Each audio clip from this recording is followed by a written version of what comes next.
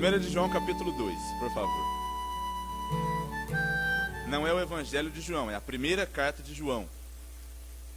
Depois da segunda carta de Pedro, mais para o final da sua Bíblia.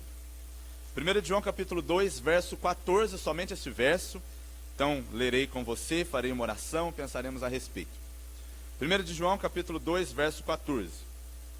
Filhinhos, eu vos escrevi porque conheceis o Pai. Pais, eu vos escrevi porque conheceis aquele que existe desde o princípio. Jovens, eu vos escrevi porque sois fortes, e a palavra de Deus permanece em vós, e tendes vencido o maligno. Posso orar com você? Nosso Deus, nosso amado Senhor, nesta manhã, em nome de Jesus, queremos exaltar o teu santo e bendito nome. Queremos declarar ao Senhor que és o nosso Deus, e diante da tua soberania nos prostramos, nos curvamos, e diante do Senhor reconhecemos que a melhor vontade para a nossa vida é a tua, o melhor plano para a nossa vida é o teu, a melhor direção que possa ser dada para a nossa vida é a que vem do Senhor. E nós queremos aqui, Senhor, na tua presença, declarar que queremos de bom grado ouvir a tua voz, e ouvindo a tua voz, cumprir os teus desejos, os teus planos, os teus propósitos para a nossa vida. Entendemos que o Senhor nos ama e que o Senhor é soberano sobre nós, pois somos feitura tua, criados em Cristo Jesus para as boas obras que o Senhor mesmo preparou. Queremos, Senhor Deus, que o teu nome seja engrandecido na nossa vida e em toda a terra. E queremos que seja engrandecido na nossa igreja, no corpo de Cristo, esta igreja local, que aqui se reúne, ó Deus, para exortar uns aos outros, para edificação mútua, para crescimento no Senhor, para fortalecimento da fé, ó Deus, para que possamos sair daqui e viver uma vida que te glorifique como Deus que és na nossa vida. Senhor, abençoa este momento. Eu clamo ao Senhor pela tua igreja. Eu clamo ao Senhor por amor do teu próprio nome, que venha e fale conosco, que haja na nossa vida, que cuide de nós, que nos traga direção. Senhor, nós te louvamos pela vida de cada um dos que chegaram nesta manhã. Muito obrigado por cada um deles. Que o nome do Senhor seja louvado. Nós oramos confiantes e esperando no Senhor e somente no Senhor. Em nome de Jesus, amém. O tema desta mensagem é: a palavra de Deus permanece em vós. Texto, aliás, tema extraído do versículo 14, onde diz que os jovens são fortes e a palavra de Deus permanece neles, permanece em vós. E eu quero olhar para essa exclamação: a palavra de Deus permanece em vós, e fazer duas perguntinhas. Então a mensagem de hoje é pensando nessas duas perguntinhas aí. A primeira pergunta é a seguinte: por que deveria a palavra de Deus permanecer em mim? A segunda pergunta é: mas afinal de contas, o que significa permanecer em nós a palavra de Deus? Por que a palavra de Deus deveria permanecer em mim? E eu vou pensar, olhando para esse texto, nos efeitos que surgem na vida de uma pessoa quando a palavra de Deus permanece nela. Quero depois, é claro, terminar incentivando você, incentivando a igreja. E eu me incluo, claro, nesse incentivo. Nos incentivando a ter uma vida centrada na palavra de Deus. Portanto, a mensagem de hoje, antes de qualquer outra coisa, ela é um apelo, ela é um clamor. Vamos olhar e viver de acordo com a palavra de Deus. Vamos ler a Bíblia, vamos estudar, vamos conhecer, vamos crescer no conhecimento que a palavra de Deus traz para nós. Essa é a mensagem. Esse é o nosso propósito. E a nossa justificativa principal para a qual pregaremos essa mensagem hoje é o fato de que talvez nós vivemos uma época como nunca antes. Época onde nós encontramos uma abundância de material teológico de toda espécie. Abundância. Se eu perguntar talvez para os servos de Deus, estudiosos da palavra de Deus, que viveram algum tempo antes de mim, sem dúvida eles declararão que jamais tiveram acesso a tanto conteúdo como nós hoje. Internet, igreja em toda esquina. pregadores de todo tipo, livros de toda maneira, Bíblia do homem, Bíblia da mulher, Bíblia do rico, Bíblia do pobre, Bíblia do heterossexual, Bíblia do homossexual, Bíblia do preto, Bíblia do branco, tem de todo jeito, ou não é? Ao mesmo tempo que nós temos tanto conteúdo, nós vivemos um analfabetismo profundo em relação à palavra de Deus. Profundo. As pessoas cercadas de tanto conteúdo não sabem nada de Bíblia. E o apóstolo Paulo disse: vocês ainda não têm conhecimento de Deus, na primeira carta aos Coríntios, capítulo 15. E isto para vocês é uma vergonha. Queira Deus que não seja o nosso caso. É o que nós esperamos. E hoje, portanto, nós queremos pensar nisso. Existem algumas objeções, eu já ouvi algumas, a respeito de pessoas que não leem a palavra de Deus, não têm contato com a palavra de Deus, não valorizam a palavra de Deus tanto. Aquelas pessoas que vêm para o louvor, fazem um louvor maravilhoso, na hora da mensagem saem do culto. Vão passear. Você acha que não tem? É o que mais tem. E por que, afinal de contas, as pessoas não dão tanto valor para a palavra de Deus? Conversei alguma vez com alguns ateus. Geralmente eles dizem o seguinte: como você diz que a palavra de Deus, um livro que foi escrito por homens? É verdade. A Bíblia foi escrita por homens. Agora eu pergunto de volta: e como você me explica um livro escrito por homens, mais de 40, durante um intervalo de pelo menos 1500 anos, ser absolutamente coerente, como se fosse uma mensagem só? E eu explico de uma forma: existe um Deus por trás. Aí eles responderiam, talvez respondem, talvez objetem. Mas isso, é claro, talvez não passou de um complô que passou por gerações. Muito bem. Eu faço uma outra pergunta: o que, afinal de contas, esse complô ganhou com a confecção da Escritura? Porque quando fazemos um complô, visamos benefício pessoal para mim ou para o meu grupo. Mas se você ler a carta aos Hebreus, por exemplo, o capítulo 11, a parte final, ela vai falar de uma série de homens que tiveram mortes das mais terríveis por testemunhar o que testemunharam. Você sabe, por exemplo, que o apóstolo Paulo, escritor de quase metade do Novo Testamento, morreu decapitado em Roma. Você sabe que Pedro foi crucificado de cabeça para baixo. Você sabe que André foi crucificado numa cruz em forma de X, deitado no chão, e ali morreu. A cruz de Santo André, que nós vemos hoje quando existe um cruzamento na linha do trem, se refere à maneira como o apóstolo André morreu. E a minha pergunta é: que belo complô, hein?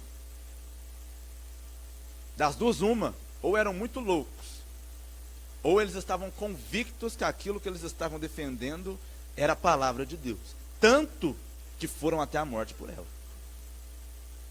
Outras pessoas, agora dentro das nossas igrejas, talvez diriam: pastor, é que nós não temos muito tempo. Você sabe, preciso trabalhar, eu preciso estudar, eu faço a minha faculdade, eu tenho as minhas tarefas, eu tenho meus filhos, eu tenho meu marido para cuidar, e então, enfim, eu não consigo, não tenho tempo para ler a palavra de Deus. O Facebook tem. Para a internet tem. Para o encontro com Fátima Bernardes, tem. Para ouvir músicas mundanas e que não edificam, tem. Para Netflix, séries que trazem muitas vezes ali de maneira incutida uma série de conceitos mundanos e anticristãos, tem. Para ler a Bíblia, não tem. Não é uma desculpa plausível. Mas, pastor, na verdade, a palavra de Deus, ela não esclarece todas as minhas dúvidas. Então, ela não é, afinal de contas, relevante para o nosso tempo. Quero dizer para você duas coisas. Primeiro, essa afirmação não é verdadeira, esclarece sim. O problema é que somos preguiçosos. Fazemos uma oração de 1 minuto, abrimos os olhos, abrimos a palavra e queremos que Deus direcione até o meu olhar no versículo exato, aonde está escrito lá: namorarás com o fulano de tal, com ele casarás e constituirás família. Prestarás vestibular para o emprego tal. Isso é só preguiça nossa. Porque não conhecemos o escopo total da Escritura. Temos-na da mesma forma que alguns têm, por exemplo, uma mesa onde jogam búzios. Você abre quando precisa jogar alguma coisa para saber uma resposta específica, encontra o versículo que se encontra na sua conveniência, fecha a Bíblia e segue sua vida. Para esses, a palavra de Deus não fala mesmo. Não fala mesmo. Esta mensagem também é, irmãos, um coro a um brado que foi dado a partir de 1517. Homens de Deus viviam num tempo onde a palavra de Deus era lida, mas era lida conforme os interesses da classe dominante, da denominação dominante. E ela era interpretada mediante a tradição dessa igreja dominante. E as pessoas não tinham acesso à palavra de Deus, mas tinham acesso àquilo que os clérigos pregavam. E aquilo que eles pregavam já estava muito longe do que a Bíblia estava ensinando. Homens de Deus se levantaram dizendo: não, eu não quero viver de outra maneira a não ser pela palavra de Deus, pela Escritura. E eles bradaram: só a Escritura, somente a Escritura é suficiente para a minha vida. Hoje eu gostaria de relembrar um pouco dessa essência do cristianismo. Nossa base de fé, de doutrina, de vida é a palavra de Deus. E nós vamos andar por ela em nome de Jesus. E nós estamos lendo aqui 1 de João capítulo 2, verso 14. E é somente esse verso. Eu vou responder duas perguntas. A primeira: por que a palavra deve permanecer em mim? E a segunda: o que significa, afinal de contas, isso? Então vamos dessa forma. Primeiro, por que a palavra de Deus deve permanecer em mim? Duas respostas. A primeira: somente a Escritura pode me levar ao conhecimento de Deus. Ouça, somente a Escritura pode me levar ao conhecimento de Deus. Pastor, mas e o sonho que eu tive? Se conformar com a Escritura. Pastor, mas e a visão que o camarada teve lá em 1800 e pouco? Se está de acordo com a Escritura. Pastor, mas e a revelação que o profeta me deu ontem, quando ele olhou na minha cara e disse: varão de Deus, eis a palavra do Senhor? Se tiver a ver com a Escritura, sim. Se não, eu rejeito totalmente esse tipo de mensagem. Totalmente. Somente a palavra de Deus, a Escritura, pode me levar ao conhecimento de Deus. Por quê? Em primeiro lugar, porque ela é palavra de Deus e não de homens. Ela é palavra de Deus e não de homens. Eu quero dizer para você que, por exemplo, o apóstolo Pedro disse: nenhuma Escritura jamais foi dada por simples elucidação humana. Pelo contrário, homens santos, movidos da parte de Deus, foi quem colocaram essas Escrituras para nós. O Paulo escrevendo a Timóteo diz: toda a Escritura é inspirada por Deus. Toda ela, inspirada por Deus. Ela é palavra de Deus. Deus mesmo se revelou através da Escritura, de maneira que quando você abre a sua Bíblia, lê a sua Bíblia, ela é devidamente interpretada, devidamente lida, devidamente compreendida. Deus falou. Isso mesmo, Deus falou, quando a palavra de Deus é lida. Isso mesmo, simples assim. Deus fala. No propósito de revelar o Deus vivo, todos os homens falham. Todos os homens falham. Dois motivos. O primeiro é o pecado. Pecadores que somos, estávamos distanciados da glória de Deus. E, portanto, era impossível que conseguíssemos mensurá-lo na sua grandeza de maneira limpa e nítida, visto que o pecado nos afastava dele. Então, nós fizemos deuses, criaturas como nós, diz Romanos capítulo 1, e demos glória a criaturas que era devida ao Criador. E deixando a adoração a Deus, adoramos a criaturas à semelhança de homens, de animais, de aves e de répteis. O pecado nos fez nos afastarmos de Deus. E por isso seria impossível que nós revelássemos. Por isso, toda tentativa dos homens de criar deuses, expressam deuses que são exatamente conforme a imagem do próprio homem. Um homem aí do passado, ateu, disse: se o triângulo tivesse um Deus, o Deus dele teria 3 lados. Por quê? Porque afastados de Deus que éramos por causa do pecado, não mais conseguimos entender a glória de Deus. Não mais éramos nós criados à semelhança de Deus, mas criamos um Deus à nossa imagem e semelhança.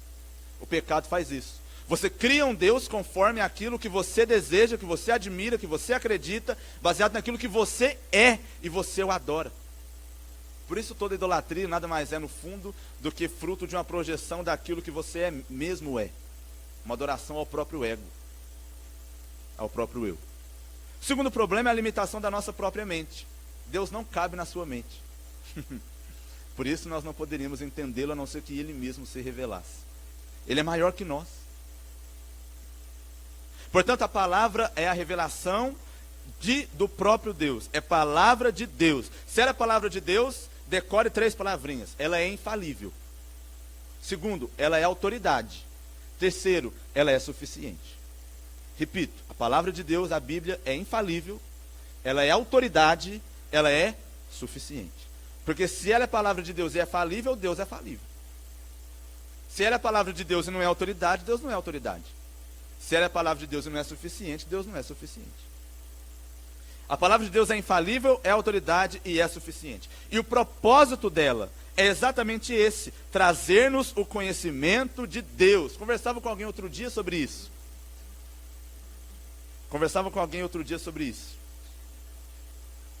O propósito da Escritura principal qual é? Revelar a glória de Deus manifesta através da pessoa do seu Filho Jesus Cristo e a sua obra redentora a favor daqueles que são dele. Esse é o propósito da palavra de Deus. Esse é o propósito central. Portanto, se você ler o versículo 12 da primeira carta de João, diz: filhinhos, eu vos escrevo porque os vossos pecados são perdoados por causa do seu nome. Perceba 3 palavras: pecado, perdão e um nome. O nome de quem? Daquele que perdoa pecados. E quem é suficiente, poderoso, digno de perdoar os nossos pecados? Jesus Cristo. Então qual é o propósito da Escritura? Revelar o pecado do homem, o perdão vindo da parte de Deus, através da pessoa de Jesus Cristo. Está aí. Esse é o propósito da palavra de Deus. E essa inclusive é mais uma resposta àquela objeção que nós comentamos na introdução. O propósito principal da Escritura é este. Então talvez outras coisas que gostaríamos de saber não estão reveladas de maneira direta na Bíblia, visto serem secundárias. A palavra de Deus se preocupou com trazer o exemplo, o propósito central, que é a pessoa de Jesus Cristo. E o perdão por ele oferecido para homens pecadores como nós. Eu ando de carro quase todos os dias. Mas se pedir para mim montar o motor do meu carro, eu não conseguirei, com certeza. Eu uso energia elétrica todos os dias. Mas se pedir para mim fazer uma instalação na casa de alguém, é provável que eu morra eletrocutado. É provável. Eu me visto todos os dias. Mas eu definitivamente não tenho conhecimento pleno de como a indústria têxtil funciona e, afinal de contas, como foi confeccionada, nem sequer a roupa que eu uso nesse momento. E se eu não consigo entender nem as coisas desta vida, como poderia eu compreender as coisas do céu? Por isso precisamos da Escritura. A Bíblia nem sempre dirá tudo o que queremos, mas ela revela aquilo que precisamos. Aquilo que precisamos. Aquilo que é prioridade para nós. Versículo 14 ainda um último detalhe. Esse conhecimento que a Bíblia nos dá, que a Bíblia nos fornece, ele é experimental e ele é progressivo. Diz o texto: eu vos escrevi porque conheceis o Pai. Então não é um conhecimento de ouvir falar. O conhecimento que a Bíblia me traz é um conhecimento que me faz experimentar Deus, não só como um Deus que existe por aí, mas como o meu Pai. Segundo, é um conhecimento progressivo. Diz a Bíblia: conheçamos e prossigamos em conhecer. E esses homens que no começo, no início da sua trajetória, quem sabe, conheciam a Deus como Pai, e agora podiam chamá-lo de Abba Pai, também conhecem aquele que existe desde o princípio. Tem uma coisa importante aqui. O apóstolo João escreve essa carta porque havia um problema acontecendo na igreja. Uma doutrina estava entrando, uma doutrina estranha, chamada gnosticismo. Eles entendiam que as pessoas conheciam a Deus de uma forma um pouco mirabolante, esotérica, era conhecimento e propriedade de poucos, só de alguns dentro da igreja, que seriam mais espirituais que os demais. Entendiam-se isso. E o apóstolo João está dizendo: filhinhos, vocês conhecem o Pai. Todos vocês que estão em Jesus Cristo, que foram perdoados pelo nome dele, conhecem o Pai. Não existe isso de que não há conhecimento de Deus, ou o conhecimento é para poucos. Em Cristo Jesus, todos nós podemos conhecê-lo. Porque ele mesmo se revelou. Não é mérito de alguns que têm uma capacidade espiritual maior que outros. Segundo, ele diz: aquele que existe desde o princípio. Porque o gnosticismo ensinava que Jesus não existia desde o princípio. E agora ele está dizendo: vocês conhecem aquele que existe desde o princípio. Ou seja, vocês agora conhecem mais do que simplesmente como Pai. Mas agora vocês o conhecem como quem ele verdadeiramente é. Cada dia mais aprendemos do Senhor. Por isso devemos prosseguir em conhecê-lo. Portanto, você o conhece como um Pai. Mas o tempo e as experiências com ele e a palavra de Deus vão revelando a natureza deste Pai. Ele vai se tornando cada vez maior aos nossos olhos. Segundo, somente a Escritura pode impactar gerações. Ainda estou no verso 14. E o verso 14 nos mostra 3 grupos de pessoas. Ele diz no começo, filhinhos. Depois ele diz, pais. E depois ele diz, jovens. Tem algumas opções. Por que, afinal de contas, esses grupos? A primeira, algumas pessoas acreditam que é tudo a mesma coisa. Filhinhos, pais, jovens, tudo palavras diferentes para designar o mesmo grupo de pessoas, os cristãos. Há um segundo pensamento. E o segundo pensamento entende que, na verdade, quando ele fala de filhinhos, de fato, diz respeito a todos. Mas quando ele fala de pais e jovens, ele está falando dos mais experientes, experimentados na fé, enquanto os jovens são os menos experimentados na fé, os neófitos, que estão se convertendo agora. Há uma terceira, que acredita que são pais e jovens no sentido literal, os pais da casa e os filhos, os mais novos e os mais velhos, nesse sentido. Em ambos os casos, no caso dessa terceira e última opção, ainda assim, se eles fazem parte da igreja por serem filhinhos, é fato, portanto, que existem alguns mais experientes na fé do que outros, pelo menos seria assim de uma forma mais abrangente. E o fato é que o que ele diz aos pais é: pais, vocês conhecem aquele que existe desde o princípio, e é por isso que eu vos escrevi. Mas aos jovens ele diz: eu vos escrevi porque sois fortes, a palavra permanece em vós, tendes vencido o maligno. É diferente ambas as coisas. Vamos pensar um pouquinho nos pais, de maneira breve, claro.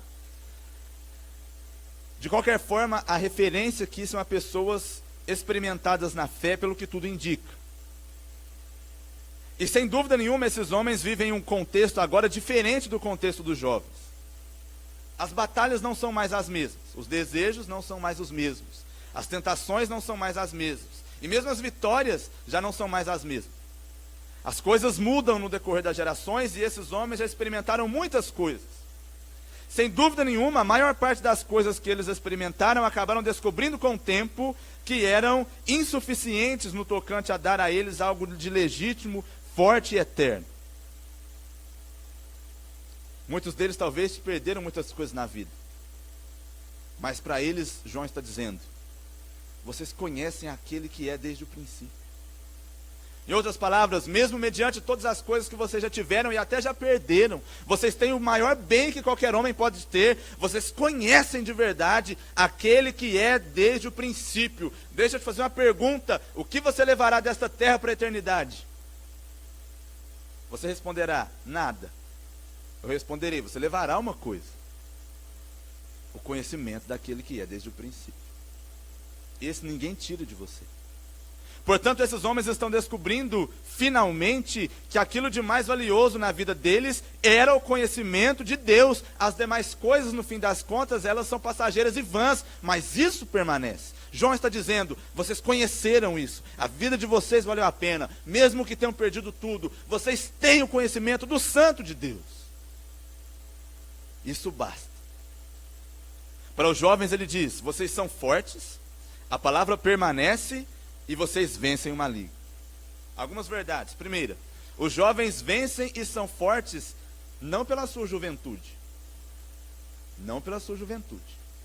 Eles vencem e são fortes porque a palavra permanece neles. Segundo, essa ideia também pode significar para a gente com certeza que os jovens eles estavam sendo alvo de maneira mais intensa dos ataques do inimigo. Por que isso? Sempre foi assim, inclusive nos nossos dias. Você viu o que fizeram recentemente ali em São Paulo, no Museu de Arte Moderna? Com crianças de 6 anos, sendo expostas a serem tocadas por homens nus, que chamam aquela pouca vergonha de arte. Você viu isso? Se você não viu, abra a internet e você com certeza verá. Antes disso, no Rio Grande do Sul, Santander promoveu uma exposição de arte cultural, aonde claramente havia lá crianças sendo expostas a todo tipo de sacanagem. Cada vez, em todas as gerações, os jovens são alvo dos piores ataques. Por que perdemos nossos jovens? Porque são neles que o inimigo investe. Eles que não podem se tornar homens de Deus, mulheres de Deus, servos fiéis do Senhor. Então eles são alvo dos ataques do inimigo. Mas João está dizendo aqui, vocês vencem o maligno, porque a palavra de Deus permanece. Terceira verdade, esse ataque do maligno contra esses jovens, muito provavelmente dizia respeito ao ensino que estava sendo ensinado para eles naquele momento. Havia muitas falsas doutrinas, muita gente ensinando muita coisa. Como, afinal de contas, eles permaneceriam firmes em Deus? Só tinha um jeito, a palavra permanecer neles. Por último, esse versículo nos ensina que a vida cristã não é só desfrutar de perdão e conhecer o Pai. Estava bom até aqui, né? Olha, vocês foram perdoados, conhecem o Pai. Que benção. Está ótimo. Podia parar por aí, né? Mas não para. Esse texto nos está ensinando que antes disso existe luta na vida cristã. Que nós temos o inimigo das nossas almas. E que cristianismo envolve perdão, envolve conhecimento de Deus, mas envolve luta. Envolve luta. Alguém disse que o mundo onde nós vivemos, na verdade, é um campo de batalha. E nós cristãos estamos do lado de Deus nessa batalha que está em andamento. E agora eu pergunto, como afinal de contas andaremos num mundo que está em batalha, que está em guerra, sem a espada na mão? Seria sem dúvida um soldado muito tolo, no mínimo. E é por causa disso que a palavra de Deus deve permanecer em nós. Porque quando a palavra está em nós, nós conhecemos Deus como Pai, conhecemos como quem Ele é, conhecemos Ele a ponto de nos tornarmos fortes, conhecemos Ele a ponto de vencermos o maligno. Quem dá tudo isso para a gente? A palavra, quando ela permanece em nós. Última pergunta, mas o que significa permanecer? E termino com ela. Primeiro, ela significa mais do que simplesmente ter a palavra na cabeça. Dou 2 motivos. Primeiro, o próprio Satanás tinha a palavra na cabeça quando tentou Jesus. Sem dúvida a palavra não permanece nele. Segundo, os judeus do tempo de Jesus criticavam Jesus, falavam mal de Jesus, julgavam Jesus, queriam matar Jesus, e Jesus diz que eles conheciam a palavra, mas a palavra não achava lugar neles. Então tem duas questões. Primeira, Evangelho de João capítulo 5, verso 38, falando a respeito dessa memorização, nós percebemos lá bem claramente que os judeus tinham muito da escritura decorada. Mas Jesus disse que a palavra não habitava neles, porque eles não criam em Jesus. Portanto, das duas uma, ou o propósito da palavra era levar a crer, ou sem crer, as palavras não podem habitar. Em ambos os casos, habitação e fé em Cristo andam lado a lado. A palavra de Deus não habita em mim se eu não creio em Jesus Cristo. Segundo, diz João capítulo 8, versículo 37, que a palavra de Deus não achava lugar nos fariseus. O próprio Senhor Jesus falou. Isso significa que, embora eles ouvissem a palavra de Deus era como se ela entrasse no coração deles e procurasse um lugar onde ela poderia se instalar, mas ela não achava. O coração deles era cheio de outras coisas, coisas do mundo, idolatria do próprio ego, coisas que na verdade são contrárias ao que Deus estabelece. A palavra de Deus não encontrava um lar no coração daquelas pessoas. Ela não era bem-vinda lá. A palavra tem um lar no seu coração? A palavra tem um lar no seu coração? Quando você ouve, você a recebe no coração com amor? Procura guardá-la lá. Terceiro, João 17:17, santifica-os na verdade, a tua palavra é a verdade. A palavra permanecer em mim significa dar ouvidos a ela, acolhê-la e seguir aquilo que ela diz. Pôr em prática aquilo que ela está dizendo. Se a palavra habita em mim, ela vai me santificar. E eu vou produzir fruto. E eu vou ser transformado dia a dia. Porque a palavra de Deus faz isso. Isso é habitar em nós. Se você foi num churrasco fim de semana, comeu bastante. Quem sabe algum outro prato aí gostoso, né? Na igreja da Vila Teixeira os irmãos se reúnem muito e sempre para comer. Quase sempre. Não é sempre. Mas a gente se reúne e comemos bastante, aí depois nós vamos para casa e de repente nós nos sentimos muito bem, a barriga está mal. Você diz, eu vou tomar um sal de frutas, quem sabe? Então você vai lá, pega o seu sal de frutas lá preparado, e você pega o copo d'água e encosta o sal de fruta no copo d'água e toma água. Seu problema vai ser resolvido? Não vai. Você faz diferente, você pega o sal de frutas, pega lá o saquinho, coloca o saquinho inteiro dentro do copo e toma água. Seu problema vai ser resolvido? Não vai. Mas se você finalmente destampar o frasco, ou abrir o saquinho e colocar o pozinho lá dentro, aí você vê a água fazendo diferença. Aí você sabe, agora está pronto. Aí você sabe, agora sim isso aqui vai fazer um efeito em mim. Com a palavra de Deus é assim. Eu posso andar com a palavra debaixo do braço. Eu posso tê-la decorada na minha mente. Mas se ela não encontrar lugar no meu coração, tudo isso é vão. E não há diferença alguma. A palavra deve permanecer em vós. Em nós. Concluo. Somente a palavra pode me levar ao conhecimento de Deus. Somente a Escritura pode instruir todos os grupos de pessoas. Seja pais, seja jovens, seja a igreja de maneira geral. Somente a Escritura pode me fortalecer verdadeiramente. Somente a Escritura pode me dar poder para vencer um inimigo muito mais poderoso do que eu. Mas com a Escritura eu tenho vitória sobre ele. Não há maldição que perdure na vida de alguém que tem a Escritura no coração. Portanto, eu termino da maneira que comecei. Com amor, meus irmãos. Nós precisamos da palavra. Precisamos dela. Vamos fazer dela nosso meditar diário. Vamos fazer dela nossa espada. Vamos fazer dela um instrumento que vai nos dar vitória nesse mundo mau onde vivemos. Vamos fazer dela o nosso alimento diário.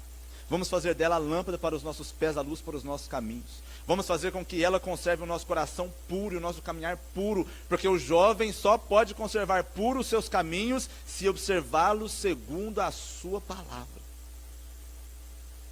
Vamos ser crentes da palavra. E diferente desse cenário analfabeto de hoje, em nome de Jesus nós seremos diferentes.